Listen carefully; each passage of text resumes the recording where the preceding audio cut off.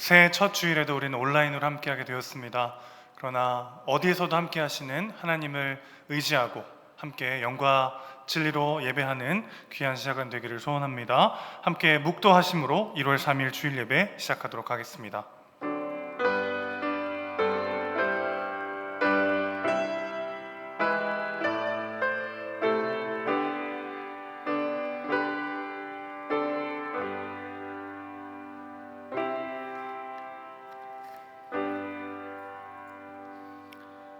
사도신경으로 우리 신앙을 고백하도록 하겠습니다. 전능하사 천지를 만드신 하나님 아버지를 내가 믿사오며 그 외아들 우리 주 예수 그리스도를 믿사오니 이는 성령으로 잉태하사 동정녀 마리아에게 나시고 본디오 빌라도에게 고난을 받으사 십자가에 못 박혀 죽으시고 장사한 지 사흘 만에 죽은 자 가운데서 다시 살아나시며 하늘에 오르사 전능하신 하나님 우편에 앉아 계시다가 저리로서 산자와 죽은 자를 심판하러 오시리라. 성령을 믿사오며 거룩한 공예와 성도가 서로 교통하는 것과 죄를 사하여 주시는 것과 몸이 다시 사는 것과 영원히 사는 것을 믿사옵나이다. 아멘. 찬송가 324장 찬양하겠습니다.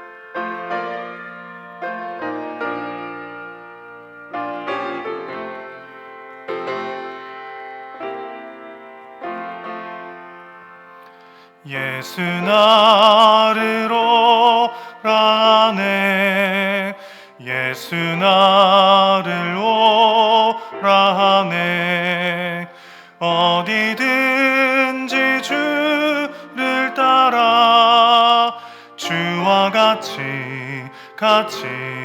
가려네 주의 인도하심 따라 주의 인도하심 따라 어디든지 주를 따라 주와 같이 가려네 겟세마네 동산까지 주와 함께 가려하네 피땀 흘린 동산까지 주와 함께 가려네 주의 인도하심 따라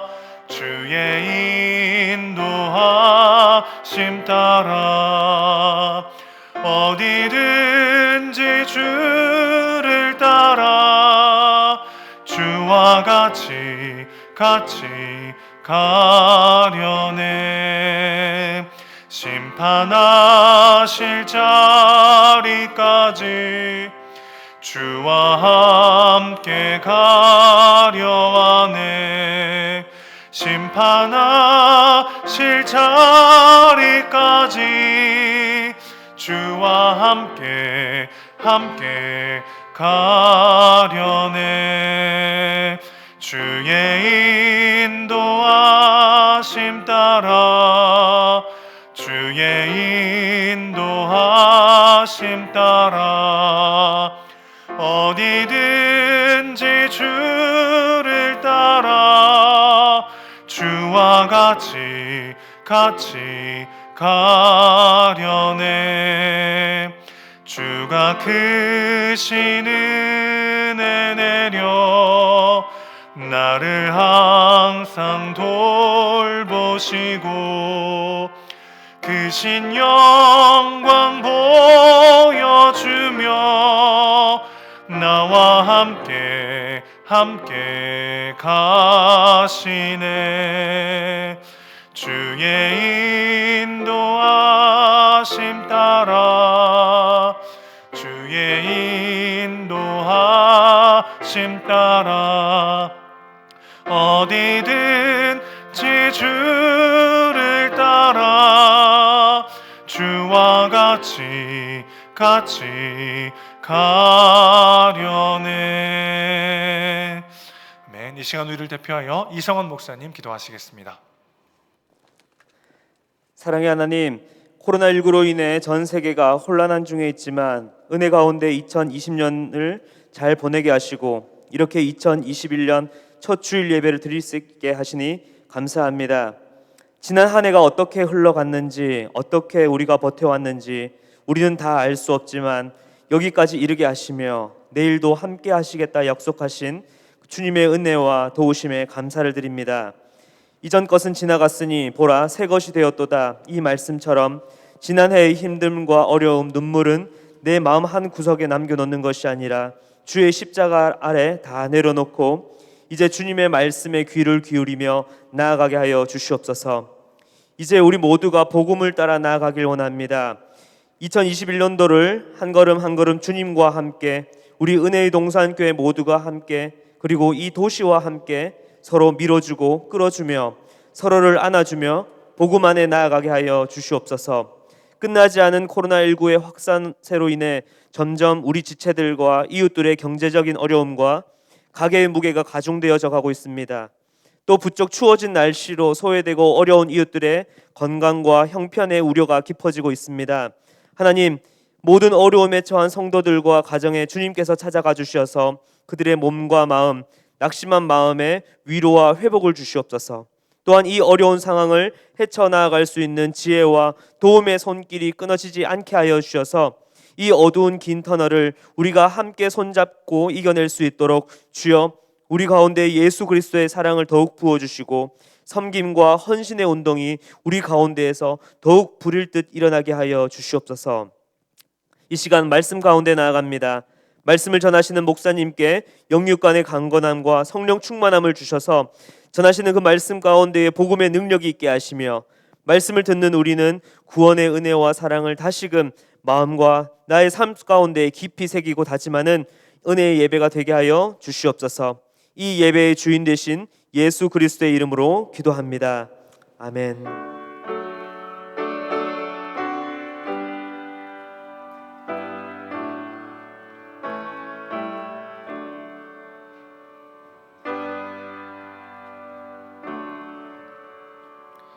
오케스트라의 연주와 함께 봉헌하도록 하겠습니다.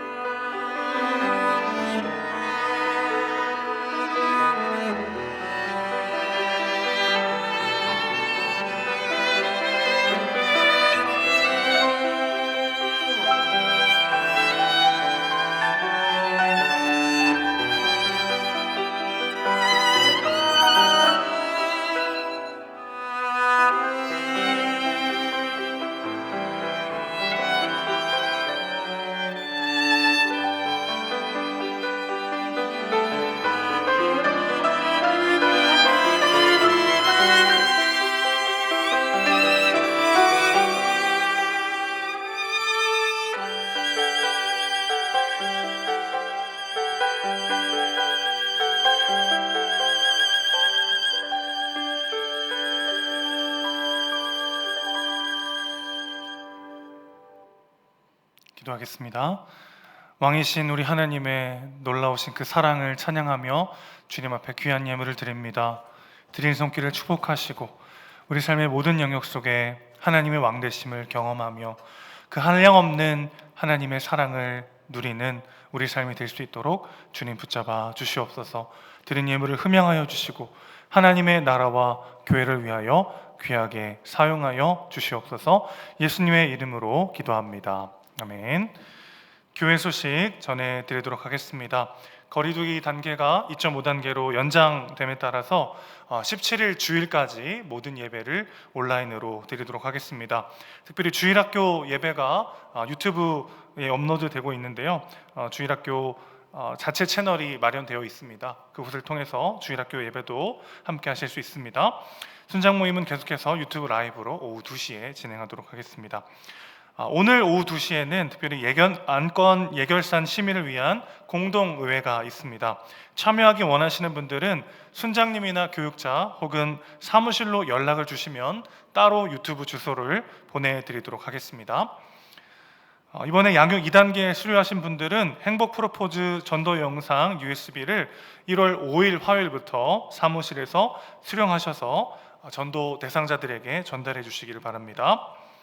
기부금 영수증 신청하신 분들은요, 홈페이지에서 신청하실 수 있는데 신청하실 때 이름을 하나씩만 적어서 제출해 주시기를 부탁드립니다. 신청하신 후에 일주일이 지나고 난 다음에 원하시는 방법으로 수령하실 수 있습니다. 동명이인이나 금액 차이가 날 경우에는 사무실로 문의해 주시기를 부탁드립니다. 2021년 서리집사 그리고 교육부서 교육자 및 부장 또 교구 지역장 순장 임명을 홈페이지를 통해서 확인하실 수 있습니다. 또 각 국의 국장님과 부국장님 명단도 확인하실 수 있습니다. 우리 교회를 이끌어갈 리더분들을 위해서 함께 기도해 주시면 감사하겠습니다. 교인 동정입니다. 포도마을 이경자 집사님 모친상 당하셨습니다. 동산마을 이선희 집사님 모친상 당하셨습니다. 유가족들 가운데 하나님 주신 위로와 소망 가득하기를 함께 기도합니다. 그리고 열린마을 이선호 집사님 행복한 농산교회 주일학교 간사로 파송 가셨습니다. 이제 하나님 말씀 함께 찾도록 하겠습니다. 오늘 우리에게 주신 하나님 말씀은 창세기 28장 10절부터 22절까지의 말씀입니다. 구약성경 40쪽 창세기 28장 10절에서 22절까지의 말씀 제가 봉독하도록 하겠습니다. 야곱이 브엘세바에서 떠나 하란으로 향하여 가더니 한 곳에 이르러는 해가 진지라. 거기서 유숙하려고 그곳에 한 돌을 가져다가 베개로 삼고 거기 누워 자더니 꿈에 본즉 사닥다리가 땅 위에 서 있는데 그 꼭대기가 하늘에 닿았고 또 본즉 하나님의 사자들이 그 위에서 오르락 내리락 하고 또 본즉 여호와께서 그 위에 서서 이르시되 나는 여호와니 너의 조부 아브라함의 하나님이요 이삭의 하나님이라. 내가 누워 있는 땅을 내가 너와 내 자손에게 주리니 내 자손이 땅의 티끌같이 되어 내가 서쪽과 동쪽과 북쪽과 남쪽으로 퍼져 나갈지며 땅의 모든 족속이 너와 내 자손으로 말미암아 복을 받으리라. 내가 너와 함께 있어 내가 어디로 가든지 너를 지키며 너를 이끌어 이 땅으로 돌아오게 할지라. 내가 내게 허락한 것을 다 이루기까지 너를 떠나지 아니하리라 하신지라. 야곱이 잠이 깨어 이르되 여호와께서 과연 여기 계시거늘 내가 알지 못하였도다. 이에 두려워하여 이르되 두렵도다. 이곳이여 이것은 다름 아닌 하나님의 집이요 이는 하늘의 문이로다 하고 야곱이 아침에 일찍 일어나 베개로 삼았던 돌을 가져다가 기둥으로 세우고 그 위에 기름을 붓고 그곳 이름을 베델이라 하였더라. 이 성의 옛 이름은 루스더라. 야곱이 서원하여 이르되 하나님이 나와 함께 계셔서 내가 가는 이 길에서 나를 지키시고 먹을 떡과 입을 옷을 주시어 내가 평안히 아버지 집으로 돌아가게 하시오면 여호와께서 나의 하나님이 되실 것이요 내가 기둥으로 세운 이 돌이 하나님의 집이 될 것이요 하나님께서 내게 주신 모든 것에서 10분의 1을 내가 반드시 하나님께 드리겠나이다 하였더라. 아멘.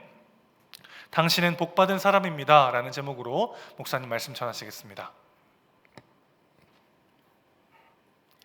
2021년 새해 첫 주일 예배에 참여하신 여러분들을 주님의 이름으로 환영하고 축복합니다. 이렇게 새해가 되면 많은 분들이 어른들이나 지인들에게 인사를 올리죠. 직접 찾아뵙기도 합니다만 요즘은 코로나 때문에 힘드니까 전화도 드리고 또 문자나 카톡 같은 걸 많이 보냅니다. 주로 어떤 인사를 제일 많이 하는 것 같습니까? 제가 보니까 제일 많이 하는 인사는 역시 새해 복 많이 받으십시오, 뭐 이런 인사를 제일 많이 하는 것 같습니다. 복을 빌어주는 인사를 제일 많이 하죠. 근데 참 재미있는 것은요, 성경에도 복이란 단어가 굉장히 많이 나옵니다. 아니, 복이 굉장히 중요한 주제입니다.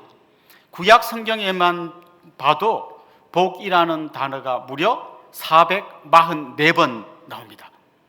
그리고 지금 오늘 우리가 읽은 이 본문을 중심으로 창세기 26장부터 28장 요 짧은 3장의 본문 안에도 복이라는 말이 31번 나옵니다.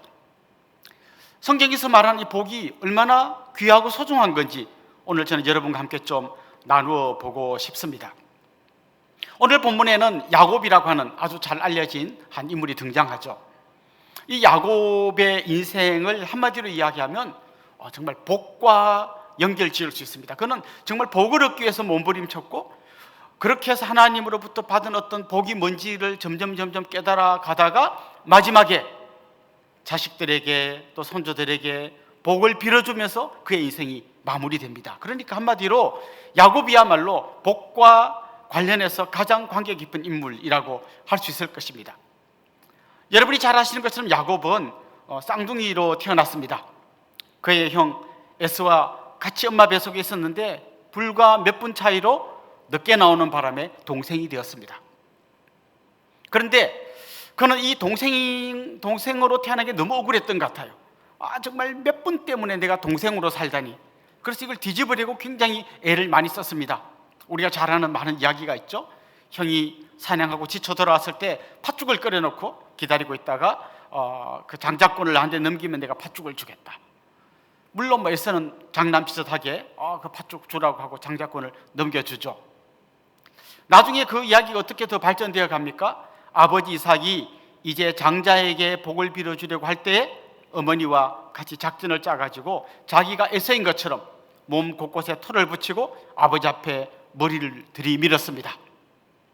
결국 그가 장자가 되고 싶었던 제일 중요한 이유가 뭔가 하면 아버지가 빌어주는, 특별히 장자에게 빌어주는 이 복을 자기가 받고 싶었던 거죠. 이제 아우로 있으면 이 복을 받지 못할 것 같으니까 어떻게 해서든지 자기가 장자의 복을 받으려고 몸부림쳤던 사람이 바로 오늘 본문에 나오는 야곱입니다. 그럼 야곱이 생각했던 복, 야곱이 기대했던 복은 어떤 것일까요? 야곱이 오늘 본문 이후에 이제 외삼촌 집으로 도망가서 20여 년의 세월을 보내는데요, 그가 어떤 일에 집중했는지를 보면 그가 기대했던 복이 뭔지를 좀 엿볼 수 있습니다. 야곱이 외삼촌 집에 가서 정말 자기 인생을 걸고 했던 일이 뭡니까? 첫 번째는요, 자기가 사랑하는 한 여인을 얻는 거였습니다. 라헬이라고 하는 정말 너무나 아름답고 예쁜 저 여인과 결혼하기 위해서 그는 7년간 죽으라고 일을 했습니다. 7년을 하루처럼 여기고 일을 했습니다. 그리고 나중에 또 외삼촌의 계략에 말려서 7년을 더 일하게 되죠. 한마디로 말해서 14년 동안 라헬이라는 한 여인을 얻기 위해서 일을 한 겁니다. 이제 그쯤 되었을 때 14년의 시간이 지난 다음에 그가 외삼촌을 찾아가서 이야기합니다. 외삼촌, 맨날 내가 외삼촌 집 일만 해주면 우리 집은 어떻게 되는 겁니까? 그러면서 이제 외삼촌과 거래를 합니다. 나도 재산이 필요합니다. 그런다고 내가 외삼촌 일 안 하겠다는 거 아닙니다. 그러면서 이제 제안을 하죠. 외삼촌, 이러면 어떨까요? 내가 양을 지금 돌보는데 양을 돌보다가 검은색 양 아니면 점이 있거나 얼룩무늬가 있는 양이 나오면 그 제 걸로 할게요. 그리고 흰 양은 다 외삼촌 걸로 하시면 어떨까요? 그러면 뭐 서로 섞일 일도 없고 헷갈릴 일도 없고 아주 선명하지 않겠습니까? 그 외삼촌도 보통 분이 아니었잖아요.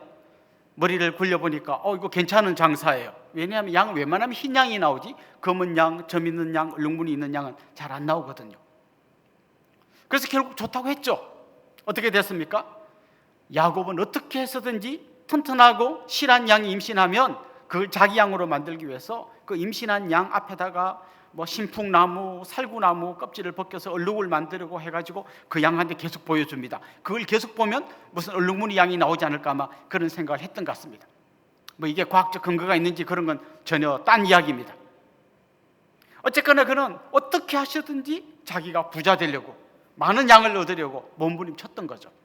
그래서 결국 20년 지나고 나면 그가 진짜 부자가 되어 있습니다. 자, 20년 동안 그가 한 게 뭡니까?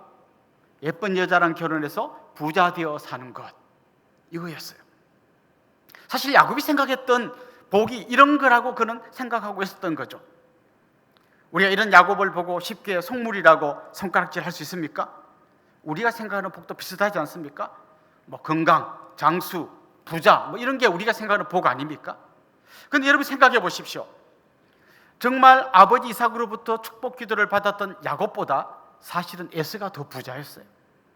아니 그렇게 복 받으려고 몸부림쳤던 야곱은 뭐 에서보다 훨씬 못했다면 그럼 굳이 우리가 그런 복을 받을 이유가 뭡니까? 이렇게 질문하는 분도 있을지 모르겠는데요. 중요한 거는 하나님이 우리에게 주시려고 하는 복은 우리가 생각하는 그런 복이 아니었다는 거죠. 오늘 본문 안으로 좀 더 들어가 보면 좋겠는데요. 오늘 본문에 보면 야곱이 형을 속이고 아버지의 그 축복을 받고 나니까 에서가 야곱을 죽이려고 합니다. 그래서 무서워서 이제 외삼촌 집으로 도망을 가죠. 오늘 본문은 바로 그가 도망가던 그때 있었던 이야기를 우리에게 보여주고 있습니다. 그가 살던 그 브엘세바에서 외삼촌이 사는 하란이라는 곳까지 굉장히 먼 거리인데요. 그 길을 향해서 이제 도망을 가는데 오늘 본문에 보면 베델이란 동네까지 그가 도망을 가 있습니다. 그 거리가 뭐 직선 거리로 한 70km고요. 아마 그 제대로 길 따라가면 90km도 넘는 굉장히 먼 거리예요. 그런데 거기까지 그가 죽으라고 달려온 거예요. 왜냐하면 형이 따라오면 잡히면 죽으니까. 그리고 너무 지쳐가지고 이제 길바닥에 널브러져서 잠이 들었습니다. 돌멩이 하나 주어서 베개 삼아 베고 이제 잠이 들었던 거죠. 그런데 놀랍게도 그날 밤에 하나님께서 그를 찾아오셨습니다. 우린 너무 익숙한 이야기이기 때문에 하나님이 찾아오셨구나 이렇게 생각할지 모르지만 여러분 한번 생각해 보십시오. 우리 뭐 여기 가까이도 대기업이 있습니다만은 대기업의 회장님이 말단 사원을 찾아와 가지고 오늘 나랑 같이 밥 먹자. 그러면 아마 이 사원이 뭐 황송해서 어쩔 줄 몰라 할 것 같습니다. 군대에 갔는데 뭐 육군 참모총장 뭐 이런 사람이 이제 막 부대에 막 들어온 훈련병 한 명을 찾아와서 악수를 청한다면 이 훈련병이 막 어떻게 해야 될지 아마 감당이 안 될 겁니다. 가끔은 뉴스에 나오죠. 대통령이 시장에 와가지고 어떤 가게에 들른 다음에 거기서 뭐 물건을 사고 뭐 그분과 악수하고 이런 게 가끔씩 뉴스에 나오잖아요. 아마 그렇게 대통령이 자기 집에 찾아온 그 사람은 아마 그 사진을 크게 인화해가지고 대문 앞에 크게 붙여놓을 것 같습니다. 너무너무 황송한 이야기죠. 그런데 대통령이 아니라 무슨 장군이 아니라 온 우주를 통치하시는 하나님께서 길바닥에서 노숙자처럼 널브러져 있는 야곱을 찾아왔다는 것입니다. 오늘 본문에 보면 하늘과 땅을 이어주는 사닥다리가 나옵니다. 하늘과 땅이 이어져 있는 거죠. 그런데 보통 여러분 그 지구라트라고 해가지고요, 이렇게 피라미드 비슷하게 생긴 이런 모양의 어떤 그 신과 만나기 위한 시설들이 가끔씩 발견됩니다. 저 바벨론, 구 바벨론이 있던 그 지역이라든지 아니면 뭐 아시리아가 있었던 그런 지역에서 지구라트라고 하는 신에게 제사하는 어떤 그런 시설이 발견이 되는데 거기 보면 이렇게 삼각형 모형으로 올라가는데 잘 보면 기둥 이게 계단으로 되어 있어요. 계단으로 돼 가지고 이렇게 점점 올라가게 되어 있습니다. 뭔가 하면 이 계단을 통해서 신에게 가까이 나아가려고 하는 인간의 욕망을 보여주는 것이죠. 오늘 본문에 나오는 이 사닥다리라는 이 단어도 계단이라고 번역할 수도 있습니다. 그런데 이 계단은 야곱이 하나님께 올라가기 위해서 만든 계단이 아니라 하나님께서 야곱을 만나기 위해서 만들어 주신 것입니다. 모든 종교가 인간이 하나님을 향해, 신을 향해 나아가려고 하는데 하나님은 거꾸로 하나님이 인간을 찾아오신 것입니다. 하나님께서 먼지 같은 노숙자처럼 길바닥에 널브러져 있는 야곱을 찾아오신 것입니다. 그리고 그에게 약속을 주셨습니다. 더 정확하게 말하면 그에게 복을 부어 주셨습니다.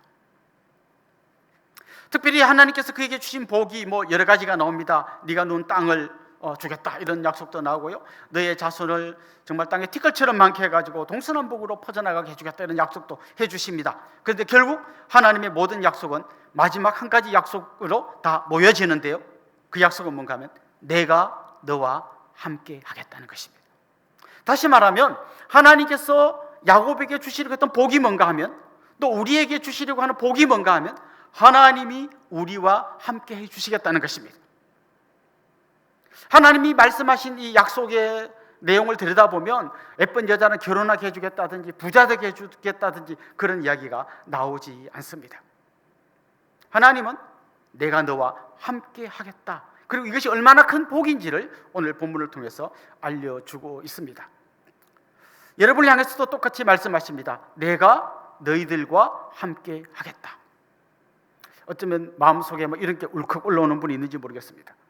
함께하면 뭐합니까? 집도 하나 없는데. 함께하면 뭐합니까? 여자친구한테 차였는데. 함께하면 뭐합니까? 우리 아들 대학 떨어졌는데. 어쩌면 그런 불평을 하실 분이 있는지도 모르겠습니다. 사실 이게 얼마나 소중한 복인지 본문 안으로 좀 더 들어가 보면 좋겠는데요. 특별히 하나님께서 주신 몇 가지 약속, 몇 가지 복이 있는데 구체적으로 살펴보면 이렇습니다. 첫 번째는 네가 누워있는 그 땅을 주겠다고 약속하십니다. 땅. 좋은 약속이죠. 아마 여러분 속에 대부분 떠오르는 생각은 이런 걸 겁니다. 몇 평 정도 주신다고 한 거지? 이런 생각이 떠오를지 모르겠습니다. 하나님께서 땅을 주겠다는 약속은 지금 야곱에게 처음 주신 약속이 아니라 아브라함에게도 주신 약속입니다. 하나님께서 아브라함에게 가나안 땅을 주시겠다고 약속하셨습니다. 그리고 지금 야곱에게 내가 누워있는 이 땅을 주겠다고 약속하고 있습니다. 그런데 지금 하나님께서 주신 이 땅을 주겠다는 약속은 땅을 많이 가진 부자가 되게 해주겠다는 약속이 아닙니다. 실제로 아브라함은 죽을 때까지 가나안 땅 전체를 자기 소유로 만들지 않았습니다. 그는 겨우 자기 가족들 공동묘지로 쓸 막벨라 동굴 하나를 돈 주고 샀을 뿐입니다. 지금 하나님께서 아브라함에게 땅을 주겠다, 야곱에게 땅을 주겠다고 약속하신 것은 단지 넓은 땅을 가진 부자가 되게 해주겠다는 얘기가 아닙니다. 전혀 다른 각도에서 이 본문을 보아야 하는데요. 하나님은 지금 하나님의 나라를 세워가려고 하십니다. 제가 설교 때 자주 이 말씀을 드렸던 것 같은데요. 한 나라가 세워지려면 세 가지가 있어야 합니다. 첫 번째는 땅이 있어야 합니다. 영토. 그리고 국민이 있어야 합니다. 백성이 있어야 하죠. 그리고 주권이 있어야 합니다. 지금 하나님은 새로운 나라를 세워가고 계십니다. 그러면서 이 나라를 세우기 위해서 필요한 땅을 너에게 주겠다고 말씀하십니다. 물론 그 땅은 처음에는 조그맣게 시작하지만 결국 나중에 보면 이스라엘 백성들이 가나안 땅을 차지하게 되죠. 근데 그게 다가 아닙니다. 오늘 본문에도 보면 동서남북으로 퍼져나갈 거라고 이야기합니다. 나중에 예수님은 땅 끝까지 이르러 내 증인이 되리라고 말씀하십니다. 다시 말하면 하나님이 약속하신 땅은 그 가나안 땅이 전부가 아니라 그야말로 땅 끝까지입니다. 온 세상 끝까지 하나님이 주시겠다고 말씀하십니다. 우리는 하나님의 이 약속을 받은, 하나님이 주신 이 땅을 주겠다는 복을 받은 사람들입니다. 그 말은 무슨 말인가 하면 하나님의 나라가 온 땅 끝까지 이르도록 우리가 그렇게 살아야 한다는 것입니다. 우리가 지금 잠자고 있고 내가 누워있는 그 땅, 그 집, 그곳이 하나님의 나라, 작은 천국이 되게 해야 한다는 것입니다. 더 나아가 우리 회사가, 내가 아는 친구들 모임이, 내가 가는 곳 모두가, 내가 밟는 모든 땅이 하나님이 통치하시는 작은 천국이 되도록 그런 놀라운 은혜를 하나님 우리에게 베풀어 주신 것입니다. 혹시 여러분 이 찬양 아십니까? 내가 밟는 모든 땅 주님 다스리리, 너는 주의 길 예비케 되리. 내가 밟는 모든 땅 주님이 다스리게 될 것이다. 우리는 그냥 아무 의미 없이 그냥 걸어다니는 사람들이 아닙니다. 하나님께서는 우리를 통하여 이 땅에 천국을 실현시키기를 원하고 계십니다. 여러분이 누워 잠드는 그 땅, 여러분이 걸어다니고 밟는 그 땅, 여러분이 앉아서 일하는 그 땅을 하나님이 기뻐하시는 작은 천국 만들기를 하나님 원하고 계십니다. 그런 놀라운 복을 우리에게 주신 것입니다. 두 번째, 오늘 본문에 보면 하나님 약속해 주십니다. 14절 말씀 우리 같이 한번 읽어볼까요? 이렇게 되어 있습니다. 내 자손이 땅의 티끌같이 되어 내가 서쪽과 동쪽과 북쪽과 남쪽으로 퍼져나갈지며 땅의 모든 족속이 너와 내 자손으로 말미암아 복을 받으리라. 두 번째 주신 약속은요, 자손을 주시겠다는 약속입니다. 자손을 땅의 티끌같이 많게 해주겠다고 약속하십니다. 자, 그런데 이 약속도 어디서 많이 본 약속이죠. 하나님이 아브라함에게도 하늘의 별과 같이 바닷가의 모래처럼 너의 후손을 많게 해주겠다고 약속하셨습니다. 하나님이 아브라함에게 약속 주실 때 아브라함은 할아버지였잖아요. 할아버지, 그의 부인, 할머니가 무슨 아이를 낳겠느냐 했지만 하나님은 그 약속대로 이삭을 주셨고 그의 후손을 이제 점점 번성하게 하셨습니다. 그런데 지금 야곱에게 약속을 주실 이때는요, 어떻게 보면 더 암담한 상황이에요. 그래도 아브라함은 결혼을 했는데 지금 야곱은 결혼도 못한 노총각입니다. 아직 결혼도 못한 노총각에게 너의 후손이 땅에 티끌처럼 많게 돼가지고 동서남북으로 퍼져갈 것이다, 이런 약속을 준 겁니다. 그리고 이렇게 말했죠. 너와 내 자손으로 말미암아 복을 받으리라. 여기 복이 나옵니다. 너와 내 자손으로 말미암아 복을 받으리라. 하나님이 이 약속처럼 야곱의 후손 70여 명이 애굽으로 건너갔는데요, 나중에 출애굽할 때는 수백만 명으로 늘어났죠. 정말 땅의 티끌처럼 많아진 겁니다. 그런데 너의 후손을 통하여 복을 받는다, 이 말은 무슨 뜻일까요? 아브라함에게도 이 비슷한 약속을 했잖아요. 너의 후손을 통하여 천하 만민이 복을 얻을 것이다, 약속을 주셨는데요, 바울은 갈라디아서에서 이런 질문을 던집니다.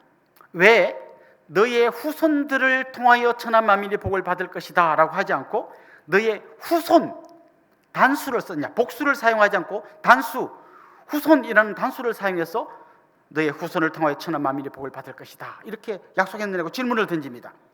그리고 설명을 해주죠. 갈라디아서 3장 16절 말씀 한번 봅시다. 이렇게 되어 있습니다.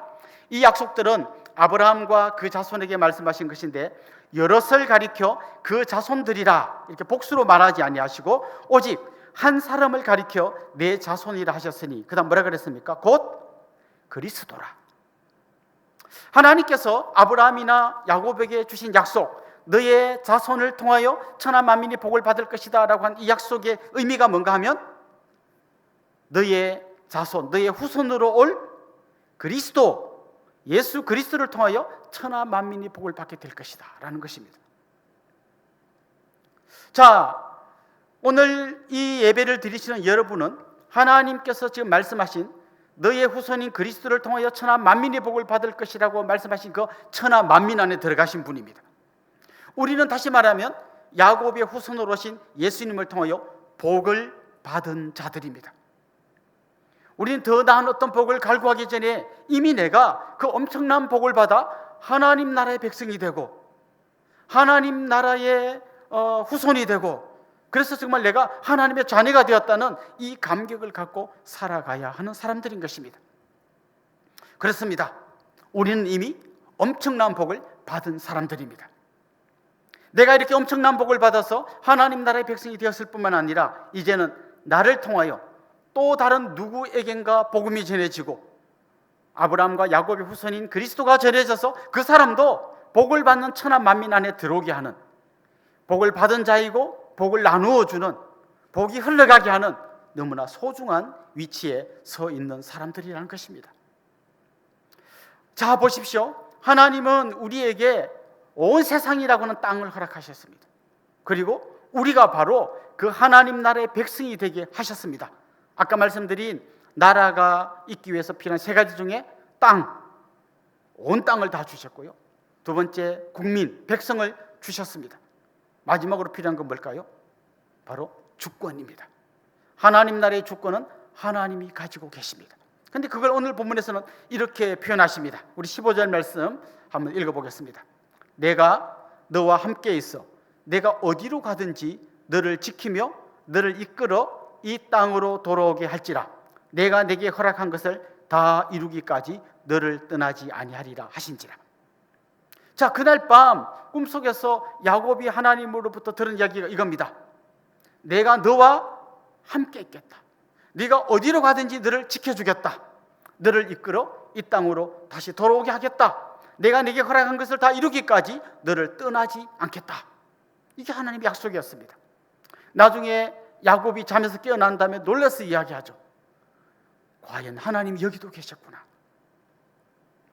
아버지와 함께 있던 브엘세바의 하나님이 계신 건 알았는데 여기도 계신 건 몰랐네, 이렇게 이야기합니다. 그럼 하나님은 브엘세바에 계신 하나님이 지금 베델에 먼저 와서 기다리고 계셨다는 말입니까? 그게 아니죠. 브엘세바에서부터 그가 이 베델에 오기까지 하나님은 단 한순간도 그의 손을 놓지 않고 함께 같이 동행해 오셨던 것입니다. 단지 그가 하나님이 함께 했다는 걸 모르고 정신없이 도망했을 뿐이지만 하나님은 그의 손을 잡고 같이 달리고 계셨던 것입니다. 그리고 베델에서 그를 구체적으로 만나 주신 거죠. 야곱이 외삼촌 집에 갔을 때 그곳에는 정말 야곱 머리 꼭대기에 앉아서 그 교활한 야곱을 좌지우지하는 외삼촌이 기다리고 있었습니다. 라반이죠.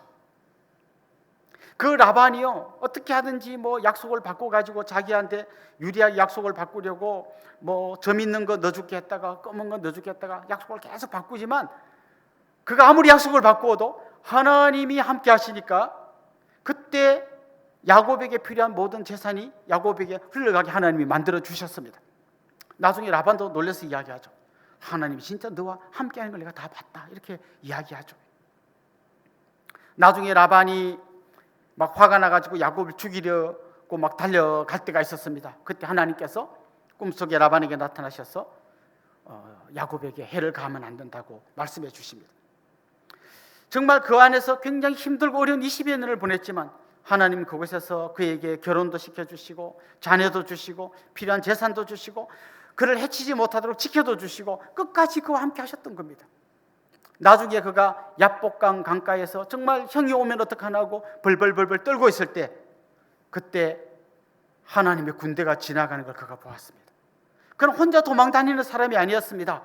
하나님이 그와 함께 계셨습니다. 하나님이 그의 손을 붙들고 계셨습니다. 가장 어려울 때 그와 함께 하나님은 뚜벅뚜벅 같이 걸어가고 계셨던 것입니다. 사랑하는 성도 여러분, 하나님께서는 그 길바닥에 널브러져 있던 야곱을 만나기 위해서, 하나님이 그와 함께 하신다는 것을 알려주기 위해서 사닥다리를 놓으셨습니다. 그리고 하늘에서 땅으로 정말 하나님의 자리에서 인간의 자리로 오셔서 그를 만나 주셨습니다. 야곱에게 사닥다리를 놓아주셨던 그 하나님은 우리를 만나기 위해서 십자가를 걸어 두셨습니다. 그리고 그 십자가를 통해서 하나님의 아들인 예수 그리스도가 뚜벅뚜벅 우리의 삶의 현장으로 걸어오셔서 우리 손을 잡고 우리 눈에서 눈물을 닦아주고 외로움과 고통과 여러 가지 상처로 지쳐있는 우리를 안아주시도록 하셨습니다. 이사야 선지자는 이렇게 오실 예수님에 대해서 이렇게 예언했습니다. 보라, 처녀가 잉태하여 아들을 낳을 것이요 그 이름을 임마누엘이라 하리라. 임마누엘 뜻이 뭡니까? 하나님이 우리와 함께 하시다는 뜻입니다. 하나님이 우리와 함께 하시기 위해서 사다리를 놓고 걸어오셨다면 바로 이 자리에 있는 저와 여러분을 위해서 하나님은 십자가를 통하여 아들을 보내시고 우리와 함께 하기를 원하셨습니다. 그렇습니다. 어쩌면 여러분은 아무도 나를 봐주지 않는 같은 고통 속에서 혼자 울고 계실지 모릅니다. 같은 침대에 누워있는 여러분의 남편도 내 마음을 몰라주는 것 같아서 어쩌면 혼자 벽을 보고 소리 없이 울고 계시는지 모릅니다. 정말 겉으로 볼 때는 그런 대로 잘 사는 것처럼 보이는데 지금 갑자기 몰아닥친 이 코로나 상황 때문에 경제적으로 아주 힘든 상황 가운데 허덕이는 분이 계실지도 모릅니다. 그리고 너무 외롭고 너무 고통스러워서 어떻게 할지 모르는 바로 그 순간 하나님이 조용히 이야기하고 계시는 것입니다. 내가 너와 함께 하겠다. 이미 하나님은 그 약속을 지키셨습니다. 이미 하나님은 임마누엘 대신 그리스도를 우리에게 보내주셨습니다. 다시 말하면 우리는 이미 복을 받은 자입니다. 단지 우리가 그걸 느끼지 못하고 깨닫지 못하기 때문에 우리가 여전히 힘들고 어려운 것입니다. 우리가 우리와 함께 하신 하나님을 경험하려면, 그런 하나님의 손길을 깨달으려면 하나님의 통치를 받아야 합니다. 오래된 이야기인데요, 아마 여러분도 한 번쯤은 들어보셨을 것 같습니다. 어떤 사람이 먼 나라로 여행하려고 여객선 배표를 샀습니다. 자기 있는 돈을 다 털어가지고 이제 배표를 사고 배에 올라탔습니다. 그리고 정말 오랜 시간 걸리는 그 여행을 하게 되는데 계속해서 이제 밥을 먹어야 되는데 돈이 없습니다. 너무너무 힘듭니다. 그래서 나중에는 에라 모르겠다, 뭐 죽이기 하겠냐, 그리고 가가지고 그냥 밥부터 먹어버립니다. 그리고 나중에 이야기합니다. 죄송한데 제가 돈이 없는데 그냥 밥을 먹었습니다. 그때 그분들이 의아해하면서 이렇게 이야기했다고 합니다. 당신이 산 그 배표 안에 당신 밥값이 다 포함되어 있습니다. 그 밥은 여기 와서 드시면 되는 거예요. 이미 그에게 밥을 먹을 수 있는 권한이 허락되어 있지만 자기가 못 누렸기 때문에 쫄쫄 굶은 거예요. 하나님이 우리에게 복을 주셨고 우리와 함께 하신다고 약속하셨고 정말 그 하나님께서 끝까지 우리 손을 붙들고 가고 계시는데 내가 거부하면, 내가 그 하나님의 통치를 받지 않으면, 내가 그 하나님의 다스림 안으로 들어가지 않으면 하나님 주신 이 모든 복을 내가 제대로 경험하지 못하는 것입니다. 하나님 내 곁에 계신데도 나는 여전히 외롭고, 하나님 내 손을 붙잡고 있는데도 나는 혼자인 것 같고, 하나님 내 눈물을 닦고 있는데도 나는 위로를 경험하지 못하는 것입니다. 사랑하는 성도 여러분, 여러분의 곁에 오셔서 여러분의 손을 붙들고 계시는 그 하나님을 기억하시면 좋겠습니다. 그 하나님께서 여러분을 향하여 내미는 그 손을 잡기를 원합니다. 그 손을 잡는 방식은 하나님의 통치 안으로 들어가는 것입니다. 하나님이 나의 주권을 쥐고 계시는 분임을 인정하는 것입니다. 여러분, 어떤 분들은 이런 이야기를 합니다. 어떤 간증 같은 걸 들으면서 너무나 드라마틱한 간증을 경험한 분들을 보면서 나도 좀 저런 경험을 해보고 싶다고 이야기하는데요. 여러분, 아빠가요 10년 동안 집 나가 있다가 10년 만에 선물 잔뜩 사들고 온 아빠가 좋은 아빠입니까? 아니면 매일 아침 나를 깨워주고 내 머리를 쓰다듬어 준 아빠가 좋은 아빠입니까? 저는 여러분이요 다 죽는데 나 혼자 겨우 살아남은 드라마틱한 주인공이 아니라 매일 아침 여러분을 찾아오시고 매 순간 여러분의 손을 붙들고 계시고 매 순간 여러분을 안아주시고 그 눈에서 눈물을 닦아주시는 그 하나님의 품 안에 온전히 안기셔서 하나님이 이미 여러분에게 주신 복을 받아 누리시는 그런 분들이 될 수 있기를 주님의 이름으로 축원합니다.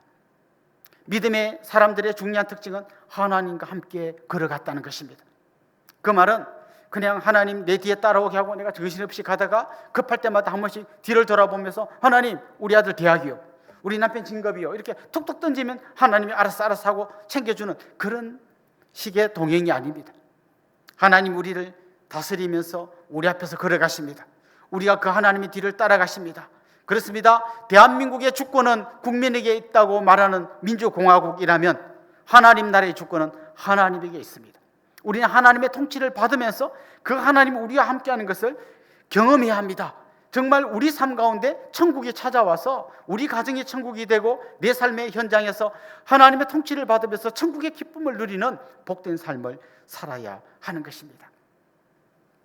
여러분 2021년 어떤 꿈을 꾸고 계십니까? 어떤 대박이 나기를 원하고 계십니까? 그 전에 여러분이 기억할 일이 있습니다. 하나님의 통치를 받는 것입니다. 그 전에 여러분이 또 기억할 일이 있습니다. 여러분은 이미 복을 받은 자입니다.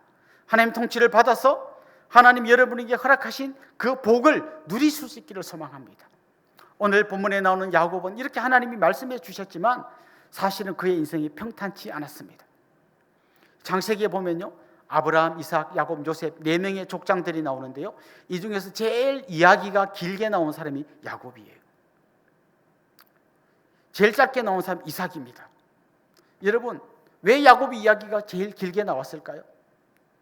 야곱에게 정말 힘든 일이 많이 일어났기 때문입니다. 이런 이야기 하시는 분 있죠? 내가 지나온 인생을 정말 책으로 쓰면 10권을 써도 모자란다. 온갖 힘든 일을 많이 겪으신 분들이 그런 이야기를 많이 합니다. 하나님께서 야곱에게 정말 지름길을 보여주셨습니다. 하나님의 통치를 받으면서 천국을 경험하는 복의 주인공이 되게 해주셨습니다. 하지만 야곱이 굳이 하나님이 만들어주신 지름길을 놔두고 온갖 자갈길, 힘든 길을 자기가 돌고 돌아서 마지막에 제대로 돌아왔던 것입니다. 여러분 앞에도 하나님이 예비하신 지름길이 열려 있습니다. 그 길은 바로 하나님의 통치를 받으면서 하나님 나라의 백성으로 사는 길입니다. 그때 여러분은 이미 하나님 여러분에게 주신 그 놀라운 복을 받아 누리는 주인공으로 살게 될 줄로 믿습니다. 2021년 한 해 하나님께서 이미 여러분에게 주신 그 놀라운 복을 받아 누리는 주인공이 되시는 그런 복된 한 해가 될 수 있기를 주님의 이름으로 축원합니다. 기도드리겠습니다. 살아계신 우리 하나님 아버지, 하나님께서 길바닥에 널브러져 있던 야곱을 찾아와 주시고 만나 주시고 그를 복의 주인공으로 세워주신 너무나 놀라운 말씀을 들었습니다. 기도합니다. 하나님이 야곱을 찾아주셨을 뿐만 아니라 우리를 찾아주시고 우리와 함께 하시는 분임을 믿습니다. 우리가 그 하나님의 통치를 받으면서 하나님이 우리와 함께 하신 것을 날마다 체험하며 기뻐하며 천국의 기쁨을 누리는 그런 하나님의 백성들이 되게 하여 주옵소서. 감사하고 예수님의 이름으로 기도드리옵나이다. 아멘. 축도하겠습니다. 우리 주 예수 그리스도의 은혜와 하나님 우리 아버지의 극진하신 사랑과 성령님의 감화, 감동, 위로, 교통, 충만하심이 사랑하는 주님의 백성들과 그 가정 위에 이제로부터 영원토록 함께 있을지어다. 아멘.